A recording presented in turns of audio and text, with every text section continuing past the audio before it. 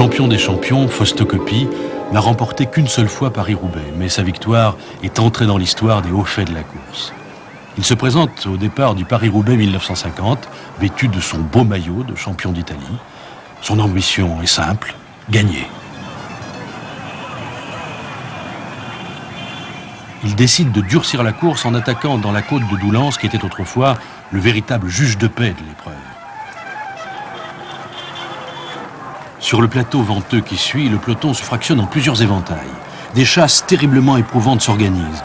Les favoris sont surpris par l'offensive. Louison Bobet et Rick van Steenbergen ont à peine repris leur place derrière Coppi que celui-ci les prend à contre-pied en grillant le contrôle de ravitaillement d'Arras.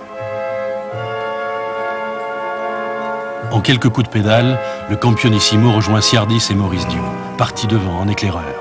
Ciardis est le premier à lâcher. Dio s'accroche, c'est un obstiné, mais ce jour-là, Coppi est au zénith de sa carrière. Il passe de la droite à la gauche de la route, impose à Dio des coups de vent, des écarts, de brusques accélérations. À court d'oxygène, Dio ne peut que regarder l'Italien s'éloigner. À l'arrivée, Dio est à 3 minutes, Magny à 5, Van Steenbergen à 7. Malgré son physique fragile, ses nombreux accidents, ses fractures, Coppi n'a jamais eu peur de Paris-Roubaix. Un grand champion qui se respecte se doit de remporter la reine des classiques. Le Paris-Roubaix 1952 est resté dans toutes les mémoires, car il fut marqué par un duel de titans entre Fausto Coppi et Rick van Steenbergen. Le Belge est un colosse qui n'en est pas à un travail d'Hercule près. Sa robuste santé lui permet de passer de l'atmosphère enfumée des 6 jours aux rudes combats de la route. Le grand, comme on l'appelle affectueusement, va connaître un après-midi de chien. Tandis que Coppi caracole en tête en compagnie de Kubler et de Dupont, Rick accomplit un premier exploit en comblant seul un écart de près d'1 minute sur les leaders. Coppi devine ce que cette poursuite a dû coûter à son rival. Il n'a pas l'intention de le laisser récupérer, alors il attaque, impitoyablement. Kubler cède le premier. Un peu plus loin, Dupont est victime d'une crevaison.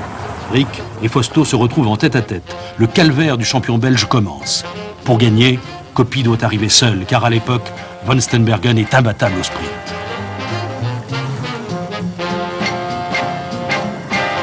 Dans la côte de M, Coppi comprend que Rick ne le lâchera plus. Il se redresse et lui donne une tape dans le dos, comme pour l'inciter à prendre le relais. Rick n'aurait accepté ce geste d'aucun autre.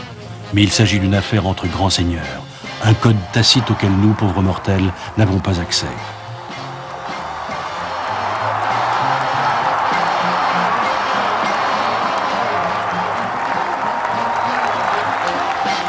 Rick rugit dans la dernière ligne droite et l'emporte avec plusieurs longueurs d'avance. Au Vélodrome, la surprise des suiveurs et des spectateurs est totale devant l'état d'épuisement de Van Steenbergen. Il ne tient plus debout, il s'affale sur la pelouse. Il avouera plus tard: Coppi roulait si vite que je me suis demandé si je n'allais pas laisser tomber. Un démarrage de plus et j'étais mort.